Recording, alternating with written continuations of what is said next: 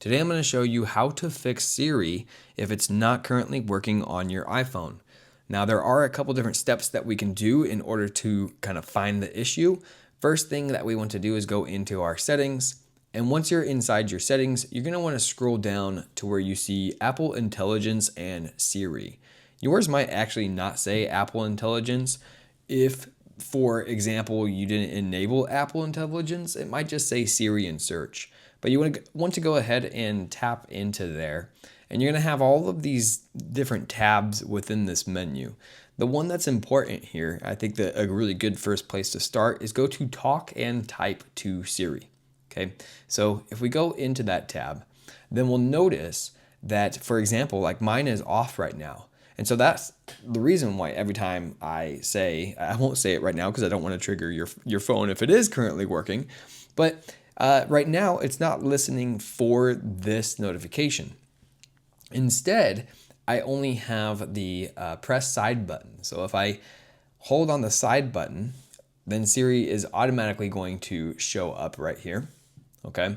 And if you want to go ahead and enable the voice, and even if you already have the Talk to Siri toggled on, I would highly recommend that you actually toggle it off and then try toggling it back on, because then it might pop up this menu where it's going to go through and have you set up the whole Siri system. Okay, so that is where I would first start if Siri is not working on your phone. Other than that, I think the best solution is to maybe turn off your Apple Intelligence and then turn it back on. You could also turn off the Allow Siri when locked and turn it back on.